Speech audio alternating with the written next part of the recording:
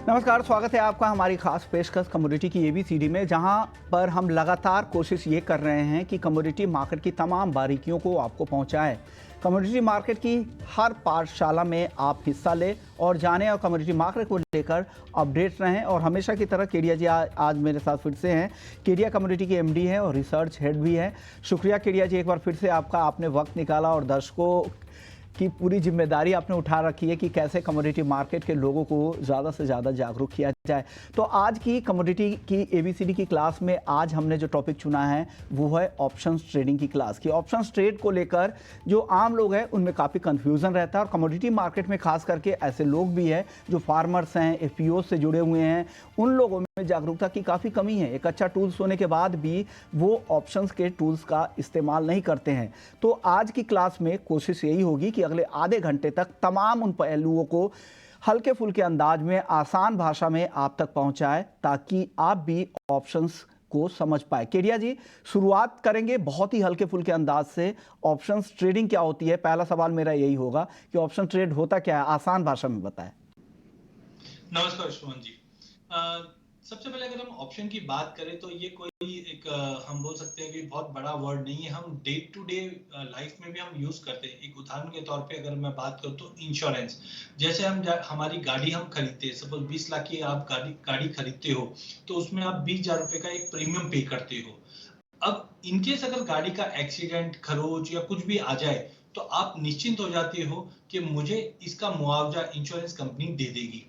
Similarly एक और उदाहरण अगर हम बात करते हैं तो जैसे इंश्योरेंस के साथ साथ मेडिक्लेम, आज हम हमारी हेल्थ इंश्योरेंस के लिए एक प्रीमियम पे करते हैं और साल भर हेल्थ कंपनी हमारा इंश्योरेंस रखती है कि इनकेस अगर हम बीमार पड़ जाते हैं या कुछ भी अगर अनफॉर्चुनेट इवेंट हो जाता है तो दे विल टेक केयर। तो सिमिलरली जैसे आप अपनी हेल्थ का और गाड़ी का इंश्योरेंस निकालते हैं, वैसे ही कमोडिटी मार्केट में प्राइस का भी इंश्योरेंस निकलता है जो हम कमोडिटी के अंदर ऑप्शन के जरिए देख सकते हैं। तो जब भी भाव में अधिक तेजी या मंदी आती है तो काफी वीसीपीज, वैल्यू चेन पार्टिसिपेट, जैसे फार्मर है या स्टॉकिस्ट है, कंपनीज है या ट्रेडर्स है, इनको उसका इंपैक्ट पड़ता है, चाहे पॉजिटिव पड़े चाहे नेगेटिव पड़े, बट कुछ ना कुछ असर पड़ता है। इस असर को बिजनेसमैन ज्यादा करके अवॉइड करना चाहता है। तो ऐसे टाइम पे आपको प्राइस के लिए जो इंश्योरेंस निकालना है उसे हम कहते हैं कमोडिटी के अंदर ऑप्शन। तो सिमिलरली जैसे हम हमारे हेल्थ या गाड़ी की इंश्योरेंस निकालते हैं, एक प्रीमियम पे करते हैं, तो एक प्रीमियम पे करके आप ऑप्शन ट्रेड कर सकते हैं कमोडिटी मार्केट में भी। तो आपने समझा कि ऑप्शंस है क्या। एक और कुछ और बातें मैं बता दूं। मान लीजिए एक ज्वेलर से मैं मिला था, हाल के दिनों में उनका इंटरव्यू कर रहा था, तो वो कह रहे थे कि हमने एक ऐसा ऑफर निकाला है कि ज्वेलरी का जो मौजूदा भाव है उस पर आप ज्वेलरी की बुकिंग कर ले और फिर भाव अगर भविष्य में बढ़ गए, मान लीजिए 60,000 रुपये गोल्ड के 10 ग्राम का भाव है, आप बुक कर ले 60,000 के भाव पर, अगर भाव 65,000 रुपये भी हो गए तो भी वो 60,000 रुपये के भाव पर ही आपको ज्वेलरी देंगे।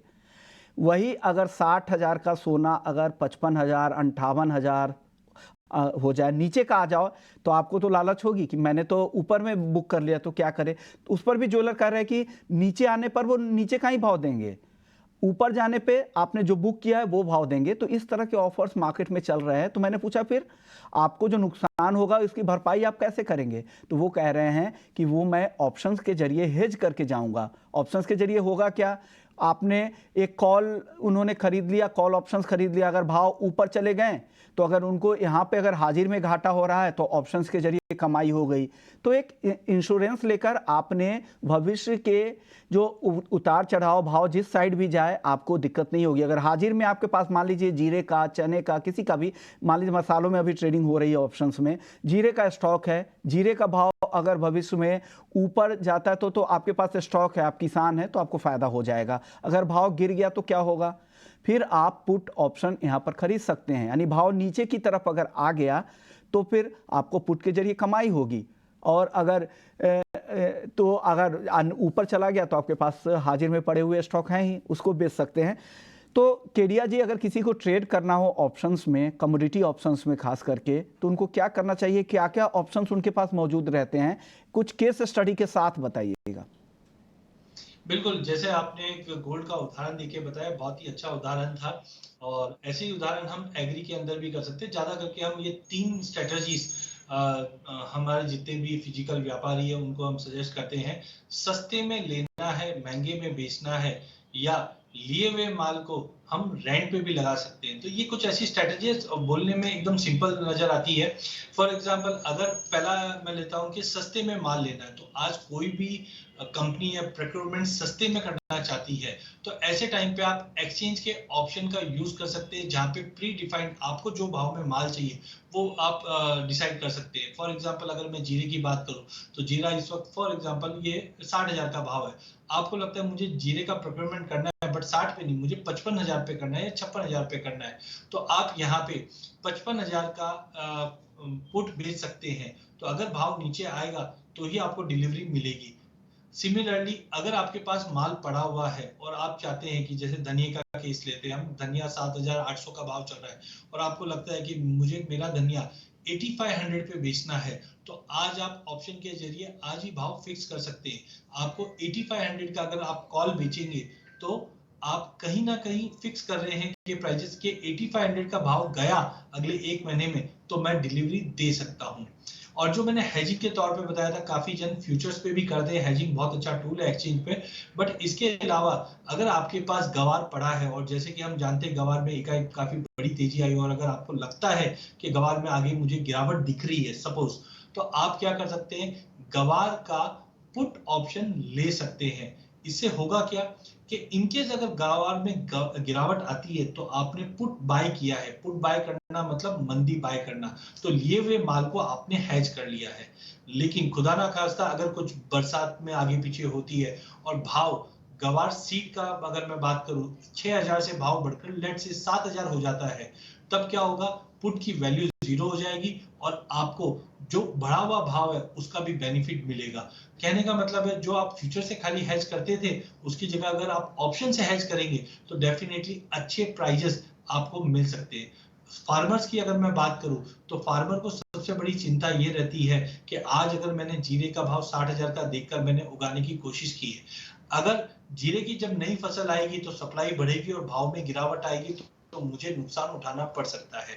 तो ऐसे समय फार्मर्स एफपीओ के जरिए एक्सचेंज पे पुट ले सकते हैं। तो इनकेस अगर भाव में गिरावट आ जाती है, तो पुट कहीं ना कहीं वो गिरावट का जो नुकसान है वो भरपाई करके दे देगा। इनकेस मार्केट में अगर तेजी आ जाती है, तो ऊंचे भाव पे आप अपनी फसल बेच सकते हैं। तो कहने का मतलब है विश्वनाथ जी, चाहे बीसीपी के अंदर चाहे फार्मर हो, चाहे स्टॉकिस्ट हो, चाहे ट्रेडर हो, चाहे इंपोर्टर हो, एक्सपोर्टर, सभी के लिए ऑप्शन के जरिए हम कुछ ना कुछ स्ट्रेटजी बना सकते हैं जो उनके बिजनेस में बेनिफिट देता हुआ दिखेगा। ओके, तो आपके पास यहाँ पर ऑप्शंस में 4 तरह के सौदे करने के विकल्प रहते हैं। कॉल खरीद सकते हैं, आपको लग रहा है कि बाजार में तेजी आने वाली है तो कॉल खरीदे। आपके लिए जो कॉस्टिंग होगा सिर्फ प्रीमियम की रकम होगी। हर स्ट्राइक प्राइस पे अलग अलग प्रीमियम होते हैं, जो आप एक्सचेंज के प्लेटफॉर्म पे आप आसानी से, आप अपने ब्रोकर्स के प्लेटफॉर्म पे भी जाकर ये देख सकते हैं। पुट खरीद रहे हैं, यानी आपको लग रहा है कि बाजार में गिरावट आने वाले, उस पर्टिकुलर कमोडिटी में, सिक्योरिटीज़ में गिरावट आने वाली है, इसलिए आप पुट खरीद रहे हैं। अगर आप कॉल राइटिंग या फिर कॉल सेल कर रहे हैं, यानी यहाँ पर आपको गिरावट पर फायदा होगा, लेकिन ये सेल करने के लिए आपको मार्जिन देना पड़ेगा। अब जब कोई भी ऑप्शन बाई करते हैं तो सिर्फ आपको प्रीमियम देना पड़ता है, यानी बाइंग अगर आप कर रहे हैं ऑप्शंस की, तो आपके लिए रिस्क सिर्फ प्रीमियम तक ही सीमित होगा, लेकिन आप सेल कर रहे हैं तो आपको मार्जिन देना पड़ेगा। अगर आप पुट राइटिंग, पुट सेलिंग कर रहे हैं तो समझिए यहाँ पर तेजी पर फायदा होगा। केडिया जी, जो राइटिंग करने के लिए अगर किसी को सेल करना है ऑप्शंस में, तो उसके लिए आमतौर पे कितना मार्जिन देना पड़ता होगा? फ्यूचर्स का जो मार्जिन है उसी के आसपास, या फ्यूचर्स से कम रहता होगा यहाँ पर मार्जिन? देखिए विष्णु जी, जो ऑप्शन बायर होते हैं वो जनरली एक छोटी पोजीशन व्यू के हिसाब से हम देखते हैं, लेकिन जो ऑप्शन सेलर होते हैं ये बिजनेस के अंदर प्रोक्योरमेंट के लिए या अपना स्टॉक ऑफलोड करने के लिए काम में यूज करते हैं। जब भी आप ऑप्शन बेचते हैं तो it is as good as future. जैसे हम फ्यूचर में ट्रेड करते हैं तो हमें मार्जिन रिक्वायरमेंट आता है, तो जितना फ्यूचर में मार्जिन रिक्वायर्ड आता है उतना ही ऑप्शन सेलिंग में भी आता है। बिकॉज जब भी आप कॉल बेचते हो, कॉल बेचना मतलब हो जाता है आप शॉर्ट करने की तैयारी कर रहे हो या लिए हुए माल को बेचने की तैयारी कर रहे हो, तो it is as good as future. तो फ्यूचर में जो मार्जिन लगता है वही मार्जिन आपको ऑप्शन सेलिंग में लगेगा। केडिया जी, अब एक और सवाल होगा, हालांकि बहुत ही हल्के फुल्के तरीके से हम लेकर जा रहे हैं स्ट्राइक प्राइस क्या होता है? तो स्ट्राइक प्राइस जो करंट प्राइस होता है, तो उस प्राइस के आगे और पीछे जो स्ट्राइक प्राइस होते हैं, इसको अगर आसान भाषा में समझा दे, एटीएम क्या है, इन द मनी क्या है और आउट ऑफ मनी, यानी ओटीएम, आईटीएम और एटीएम और स्ट्राइक प्राइस को भी समझा दीजिए केडिया जी। देखिए, अगर जो करंट भाव है उसे हम कहते हैं एटीएम, मतलब एट द मनी। एक साधारण मैं लैंग्वेज में बताता हूँ। मैं इस वक्त बॉम्बे में हूँ और मुझे दिल्ली जाना है, तो हम बोलेंगे कि मुंबई में जहाँ पे मैं खड़ा हूँ तो वहां पे हम एटीएम पे खड़े हैं। और अगर मुझे आगे जाना है, मतलब दिल्ली की तरफ जाना है, तो दिल्ली मेरे लिए ओटीएम हो जाएगी। मेरे प्राइस के आगे वाले जो भी स्ट्राइक रहेगी, आगे वाले प्राइस जो रहेंगे, अगर मैं कॉल बाय कर रहा हूँ तो दिल्ली मेरे लिए ओटीएम है, जबकि चेन्नई मेरे पीछे रह चुका है, तो चेन्नई मेरे लिए आईटीएम, क्योंकि मैं चेन्नई को पीछे छोड़कर बंबई तक पहुंच चुका हूं और बॉम्बे से अभी मैं निकल के दिल्ली जा रहा हूं।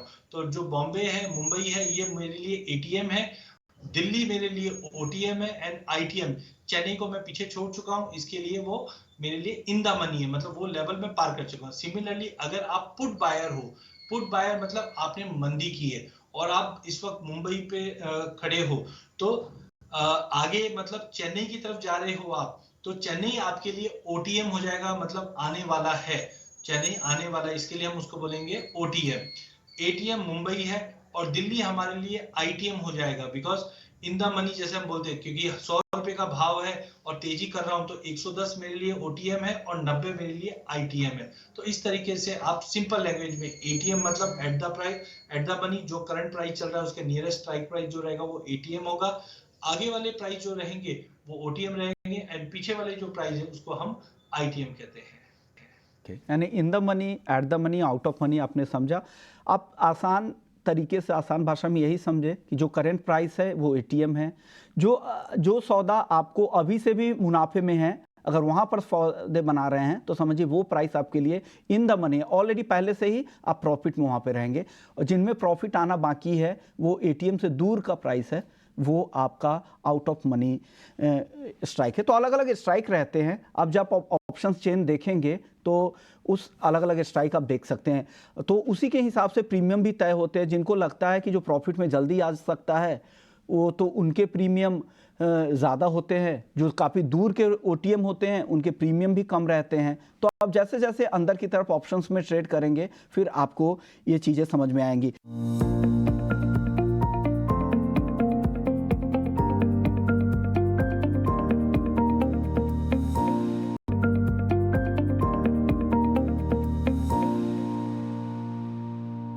केडिया जी, एक और बात होती है intrinsic value, time value, Greeks, जिसे हम ऑप्शंस का ग्रीक समझते हैं। ये भी काफ़ी अहम होता है, क्योंकि टाइम वैल्यू का ऑप्शन में काफ़ी महत्व है। अगर टाइम वैल्यू बायर के लिए अगर कम होता चला जाए तो कब उनको काफ़ी नुकसान का भी डर रहता है। तो इसको अगर आसान भाषा में आप बता दें। बिल्कुल, जो 5 ऑप्शंस के ग्रीक्स होते हैं, पहला होता है डेल्टा, थीटा, गामा, वेगा या इंटरेस्ट रेट। तो सबसे इंपॉर्टेंट जो होता है वो टाइम डीके होता है।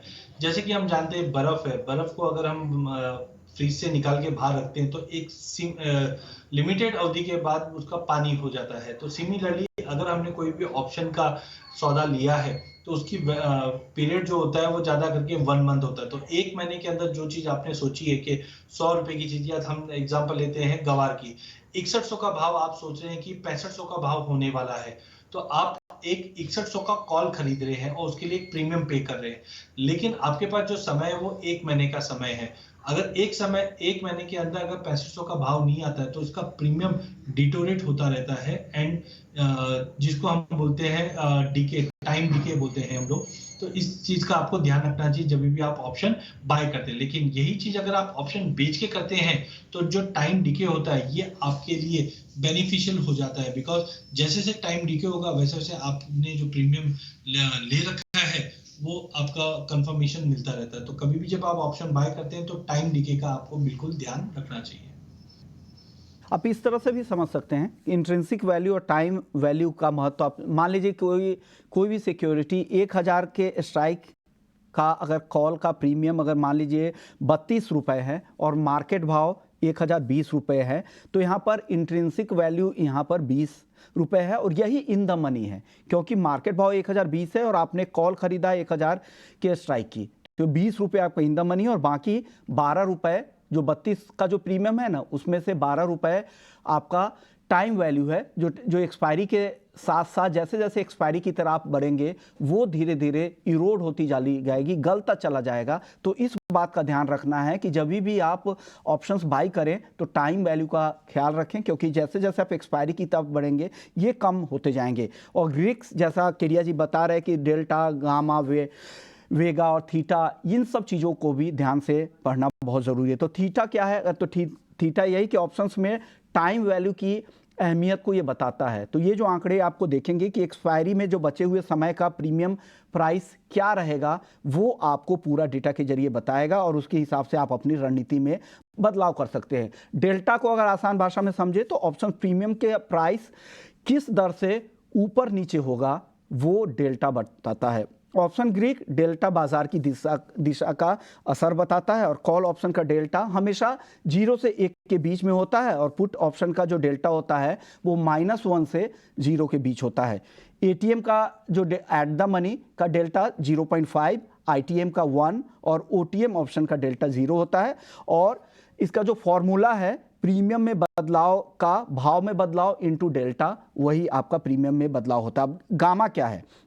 गामा सिर्फ डेल्टा में होने वाले बदलाव को बताता है, यानी डेल्टा में जो बार बार बदलाव होता है वो कहाँ से निकाले जाते हैं, तो वो यहाँ पर गामा आपको दिखाता है। और वेगा मार्केट की वॉलेटिलिटी को दिखाता है और इसी के आधार पर प्रीमियम भी तय होते हैं। मार्केट बहुत ज़्यादा वॉलेटाइल होगा तो उस समय प्रीमियम भी काफ़ी ज़्यादा होंगे, मार्केट में स्थिरता आएगी तो वो प्रीमियम भी कम हो जाएंगे। तो कोशिश यही करनी चाहिए बायर्स को, अगर मार्केट बहुत वॉलेटाइल हो तो प्रीमियम भी उसमें काफ़ी ज़्यादा दिखेंगे, इसलिए इससे दूर रहना ज़रूरी है।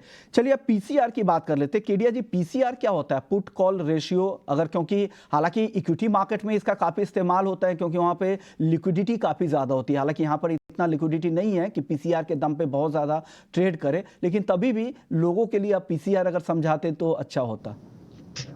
बिल्कुल विष्णु जी, पीसीआर काफी इंपॉर्टेंट है, जिसको हम बोलते हैं put call ratio. Put call ratio से हमें ये पता चलता है मार्केट का डायरेक्शन या मार्केट में जो मोमेंटम है वो हम पता कर सकते हैं। काफी लोग इसको एज ए स्ट्रेटेजी पॉइंट भी देखते हैं। ज्यादा करके हम देखते हैं, लेट्स से पीसीआर का वैल्यू 1 है, अगर ये पीसीआर का वैल्यू अगर नीचे की तरफ जा रहा है तो हम देखते हैं कि पुट में राइटिंग्स कम हो रही है। पीसीआर अगर बढ़ रहा है तो हम देखते हैं कि मार्केट के अंदर पुट राइटर्स अगर बढ़ रहे हैं तो एक तरह से हम बोलते हैं मार्केट का टोन पॉजिटिव है। तो इक्विटी मार्केट में जैसे हम ज्यादा करके देखते हैं, कभी भी पीसीआर 1.5 1.4 के करीब आते हैं तो हम बोलते हैं मार्केट में तेजी बनी हुई है। ऐसे ही आप ऑप्शन में, कमोडिटी ऑप्शन में भी आप पीसीआर का यूज कर सकते हैं, जहां पे आपको अगर पीसीआर 1 के ऊपर चल रहा है तो हम बोल सकते हैं करंट ट्रेंड जो है वो पॉजिटिव, बट इसके लिए थोड़े वॉल्यूम बिल्टअप होना बहुत जरूरी है और वो धीरे धीरे अभी हम एग्री कमोडिटीज के अंदर देख रहे हैं। अगर पीसीआर का वैल्यू ड्रॉप हो रहा है 0.5 0.4 तो हम बोल सकते हैं मार्केट में एज ऑफ नाउ तो गिरावट चल रही है। पर ज्यादा करके कुछ ट्रेडिंग स्ट्रेटेजी में हम देखते हैं कि अगर 2-3 दिन के अंदर लोएस्ट लेवल छूने के बाद 0.2 0.3 का लेवल छूने के बाद जब पीसीआर ऊपर आता है तो एक तरह का ये एक इंडिकेटर बन जाता है कि मार्केट में अब धीरे धीरे तेजी लौट रही है एंड वाइस वर्सा। तो पीसीआर हमें बताता है मार्केट का सेंटीमेंट किधर है, मार्केट में ट्रेडर्स ने क्या पोजीशन बना रखी, उसका एक सम अप, एक तरह का इंडेक्स के रूप में पीसीआर दिखाई देता है। यानी पुट कॉल रेशियो को आपने समझा, बिल्कुल आसान है। कुल पुट का जो ओपन इंटरेस्ट है उससे आप भाग दे दीजिए कुल कॉल के ओपन इंटरेस्ट से। कुल पुट ओआई डिवाइडेड बाय कुल कॉल ओआई, तो ये आपका पीसीआर निकल जाएगा। अगर पीसीआर 1 से ज़्यादा यानी कॉल के मुकाबले पुट की ज़्यादा राइटिंग हो रही है, अगर पीसीआर 1 से कम है यानी पुट के मुकाबले कॉल की राइटिंग ज़्यादा हो रही है। आमतौर पे इक्विटी मार्केट में इस तरह से धारणा बनी रहती है कि पीसीआर 1.3 से यानी ज़्यादा है तो यानी तेज़ी का ट्रेंड, यहाँ पर ट्रेंड या गिरावट के बाद तेज़ी की संभावना यहाँ पर दिख रही है। पीसीआर अगर 0.75 से कम यानी कमजोरी का ट्रेंड और तेज़ी का ट्रेंड है तो आगे गिरावट की संभावना लग रही है। तो इस तरह से पीसीआर एक संकेत आपको दे देता है। 0.8 से 1.25 के आसपास अगर पीसीआर होता है तो ट्रेंड बने रहने की संभावना रहती है या दायरे में ही कारोबार की संभावना रहती है। तो ये सभी एक्सपायरी के ओपन इंटरेस्ट को मिलाकर लिया जाता है और ज़्यादा सटीक एनालिसिस के लिए एटीएम और ओटीएम पीसीआर भी निकाले जाते हैं, यानी एट द मनी और आउट ऑफ मनी पीसीआर भी निकाले जाते हैं। आप अपनी एनालिसिस के हिसाब से इसे इस्तेमाल कर सकते हैं। केडिया जी, अब ऑप्शंस की अलग अलग रणनीति के बारे में बात कर लेते हैं। एक दो अच्छे पॉपुलर रणनीति बता दीजिए कि किस, जैसे आयरन कॉन्डोर जो बहुत, जिसमें आप दोनों तरह के सौदे बना लेते हैं, पुट भी राइटिंग करते हैं, पुट खरीदते भी हैं, कॉल भी राइटिंग करते हैं और कॉल खरीदते भी हैं, तो इस तरह से, लेकिन वो मार्केट की चाल किस तरह के, इस तरह के दो तीन कुछ स्ट्रैटेजी बता दे ऑप्शंस में जो ट्रेडर्स को आसान होगी ऑप्शंस ट्रेड करने में और हेज भी कर पाएंगे, बहुत नुकसान भी नहीं हो, क्योंकि एक तरफा अगर वो ऑप्शन ट्रेड करते हैं तो नुकसान होने का डर ज़्यादा रहता है, निकट रखना भी मुश्किल होता है। बिल्कुल विश्वनाथ जी, अगर हम बात करें तो सिंपल, अगर प्लेन वैनिला की बात करें तो जैसे हम जानते हैं कि तेजी के लिए हमें कॉल बाय करना चाहिए, मंदी के लिए पुट बाय करना चाहिए, बट थोड़े से अगर हम एडवांस साइड जाते हैं तो काफी स्ट्रेटेजी बन सकती है। सबसे पहले अगर हम बात करें तो आयरन कॉन्डोर एक ऐसी स्ट्रेटेजी है जिसको हम बोलते हैं न्यूट्रल स्ट्रेटेजी है। यहाँ पे अगर आपको लग रहा है कि मार्केट अगर दायरे में है तो एक लिमिटेड प्रॉफिट की अगर दायरा आपका डिसाइडेड है तो यहाँ पे हम पोजीशन बना सकते हैं, जहाँ पे कॉल और पुट दोनों को ही हम पोजीशन बना के मल्टी लेग पोजीशन बना दें। लेकिन सबसे अच्छा मुझे दो तीन स्ट्रेटेजी जो लगती है, पहला है बुल स्प्रेड, जहाँ पे अगर आपको तेजी लग रही है लिमिटेड तो आप एक कॉल बाय करके, एटीएम का कॉल बाय करके ओटीएम का एक कॉल भेज सकते हैं, जहां पे मार्केट में लिमिटेड अपसाइड होता है, प्रीमियम भी कम लगता है और बेनिफिट मिल जाता है। सेकंड, अगर हम पोजीशन की बात करें तो यहाँ पे मुझे लगता है एक कॉल बैक स्प्रेड, ये काफी इंपॉर्टेंट स्ट्रेटेजी है, बिकॉज जब भी मार्केट में कुछ बड़ा मोमेंटम आना होता है तो ऐसे टाइम पे ये स्ट्रेटेजी का यूज करते हैं। फॉर एग्जांपल, अगर हम गवार की बात करें, गवार इस वक्त समझो 5800 का भाव चल रहा है और हमें लगता है कि 6000 का लेवल तोड़ेगा तो गवार में 6500 तक की एक बड़ा उछाल आ सकता है, तो हम 5800 का एक कॉल बेचेंगे और 6000 के दो कॉल ले लेंगे। इससे होगा क्या, जो कॉल हमने बेचा है उससे प्रीमियम मिल जाएगा और फाइनेंस हो जाएगा जो दो ओटीएम के कॉल लिए हैं। और जब भी मार्केट में एक बड़ा उछाल आएगा और 6000 के ऊपर जाता है तो वहां पे मेरा एक नेकेड कॉल खड़ा हो जाएगा, यहाँ पे एक अच्छा प्रॉफिट बन सकता है। इसी चीज के रिवर्स अगर हम बात करें तो कॉल बैक स्प्रेड की जगह पे पुट बैक स्प्रेड की भी स्ट्रेटेजी हम यूज कर सकते हैं, जब आपको लगता है एक लेवल के बाद मार्केट में बड़ी गिरावट आएगी। फिर बटरफ्लाई स्प्रेड या अगर हम बात करें सिंथेटिक शॉर्ट बना सकते हैं, तो काफी ऐसी स्ट्रेटेजीज है जो आप ऑप्शन के जरिए सिंगल लेग, मल्टीपल लेग बना सकते हैं, जहां पे प्रीमियम आता हुआ दिखे, ऐसी भी स्ट्रेटेजी बनाकर चल सकते हैं। अलग अलग स्ट्रेटजी आपने केडिया जी से समझा। ऑप्शंस में आप पहले बेसिक क्लियर कर ले, एक बार बेसिक बातें समझ में आ जाए फिर स्ट्रेटजी के साथ काम करें, क्योंकि प्लेन वनीला आप सीधा कॉल खरीद लेंगे, पुट खरीद लेंगे तो हो सकता है अगर आप ट्रेडर हैं, आप हेजिंग के पर्पज से कर रहे हैं, आपके पास हाजिर में माल है, तब तो कोई दिक्कत नहीं है, तो सिर्फ सीधा कॉल या पुट खरीद सकते हैं। लेकिन अगर आप ट्रेडिंग के लिहाज से इसका इस्तेमाल कर सकते हैं तो अलग अलग स्ट्रैटेजी है जहां पे पूरी तरह से हेज करके भी आप जा सकते हैं, जिसमें पार्शियल नुकसान, काफ़ी कम नुकसान की गुंजाइश रहती है, मुनाफा भी आप काफ़ी हद तक फिक्स कर सकते हैं, जिसके लिए आप bull call spread, call back spread, put back spread, butterfly, iron condor जैसी तमाम स्ट्रैटेजी केडिया जी ने बताई। शुक्रिया केडिया जी, आपने वक्त निकाला हमारे दर्शकों के लिए और ऑप्शंस की क्लास को और भी खास बना दिया आपने। चलिए, इस खास पेशकश में इतना ही, और भी आगे इसी तरह की क्लास हम आपके लिए भी लेकर आते रहेंगे। नमस्कार।